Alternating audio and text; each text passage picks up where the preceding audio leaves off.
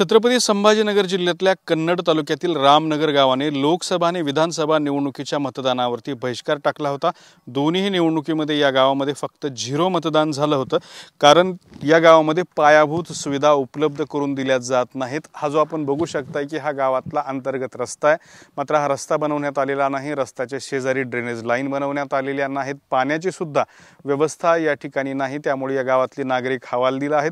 गावाच्या अर्ध्या भागामध्ये लाईट पोहोचवण्यात आलेली आहे, मात्र अर्ध्या भागामध्ये लाईट पोहोचवलेली नाही। आपल्यासोबत हे जे समोर उभे असलेले लाईटचे पोल आपल्याला दिसत आहेत, पोल उभे करण्यात आलेत, मात्र त्यावरती तार ओढण्यात आलेली नाही।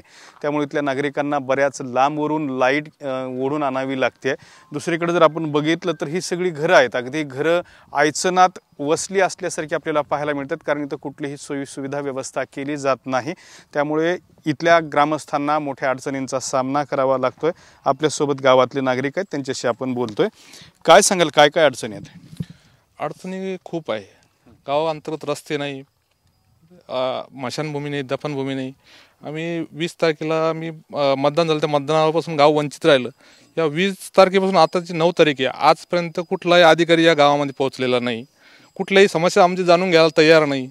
प्रत्येक वेळेस आम्ही वारंवार पत्रव्यवहार करून सुद्धा हे कुठलाच अधिकारी आम्हाला काही समस्या समजून घ्यायला तयार नाही। आमच्या वारंवार प्रत्येक वेळेस हाच आमचा 26 वर्षापासूनचा लढा आहे। हा लढा असं किती वेळ चालू द्यायचा आहे हे आम्हाला शासनाने आजपर्यंत काही स्पष्टीकरण कुणीच दिलेलं नाही। किती लोकसंख्या गावची, मतदान किती आणि घरं किती आहेत? 300 घरं आहे, 1480 मतदान आहे, 2200 लोकसंख्या आहे। किती मतदान झालं 1480 पैकी? फक्त 22 मतं झालेले, आणि 22 मतं हे बाकीचे जे गावाच्या बाहेर राहत होते, नोकरीसाठी बाहेर राहत होते, ते फक्त ज्यांनी नोकरीला होते तेच लोकांनी मतदान केलं गावामध्ये। याच्या व्यतिरिक्त कुठलाही अधिकारी कुठल्याही नागरिकांनी मतदान केलेलं नाही। म्हणजे एकाही नागरिकांनी तुमच्या गावात राहणाऱ्या मतदान केलेलं नाही? काय एवढी?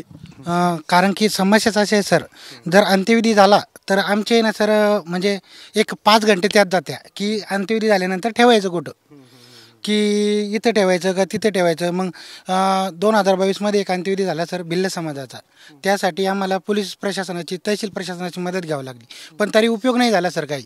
ते मंदिराचा समोर दफनभूमी करावा लागला। त्यानंतर 2024मध्ये एक अंत्यविधी झाला मराठा समाजाचा, त्यालाही जागा उपलब्ध झाली नाही, त्याला मंदिराच्या पाठीमागं अंत्यविधी करावा लागला।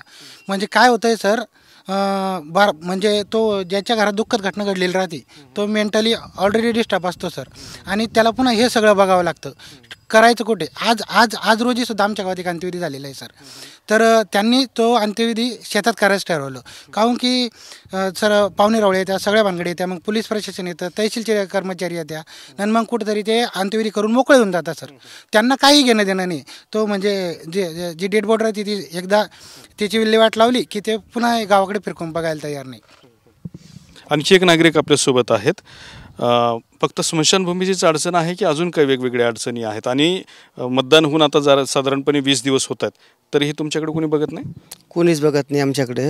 आता 20 दिवस बहिष्कार टाकायला झाले आम्हाला, तर आमची एकच अडचणी, संपूर्ण अंजना प्रकल्प जो झाला आणि त्याच्यानंतर धार दाबून टाकली, गावात पाणी आलं, लोक तिथलं घरं सोडून, तिथली वारसाड सोडून फक्त जीव घेऊन इकडं शेतावर वस्त्यावर राहिली। त्याच्यानंतर शासनानं रस्ता रामनगर बस स्टँड ते गावापर्यंत यायला सुद्धा रस्ता नाही आहे, त्याचंसुद्धा संपादित बाकी आहे। गावाचं सुद्धा पूर्ण फक्त नगर रचनेला एक पिक्चर होता, जिथे जाऊ तिथे खाऊ, तशी आमच्या गावाची परिस्थिती झालेली आहे। तर एक जर तो नकाशा ते जर कुठे जर पाहिला नकाशा, तो एकदम सुंदर आहे, ते म्हणता काय नकाशा आहे, काय गाव आहे, पण स्पॉटला कोणतीही सुविधा आम्हाला उपलब्ध नाही आहे। तर आम्ही जवळजवळ 25 ते 30 वर्षापासून 25 वर्ष झाली आम्हाला इथपर्यंत यायला, तर त्या सुविधा नाही, त्याच्यापासून पब्लिक गावात यायला कोणी तयार नाही। याचं सुविधाच नाही तर गावात येऊन काय करायचं? एखादी अंत्यविधी झाली, त्या एखाद्या शेतकऱ्यानं काम करायचं मध्येपर्यंत, आणि त्याची अंत्यविधी पोलीस बंदोबस्तच होती। तर इतकं काय वाईट केलं आमच्या लोकांनी, एवढं मोठं धरणात घरं दिले, जमिनी दिल्या, आणि त्यावेळेस त्या शेतकऱ्याला मोबदलासुद्धा व्यवस्थित दिली नाही आहे। ते आज कुठे अशी भिकाऱ्याने हिंट्या राहत्या पोरं। तर लवकरात लवकर प्रशासनानं आम्हाला या राहिलेल्या सुविधा करून देण्यात यावं, एवढीच आमची विनंती आहे।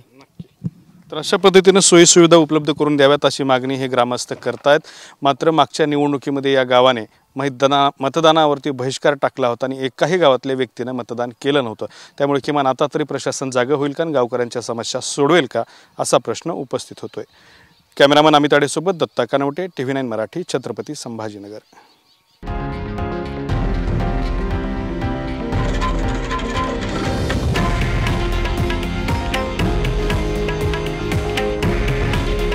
हे आहे देशातील नंबर 1 न्यूज नेटवर्क आणि आपण पाहत आहात TV9 मराठी.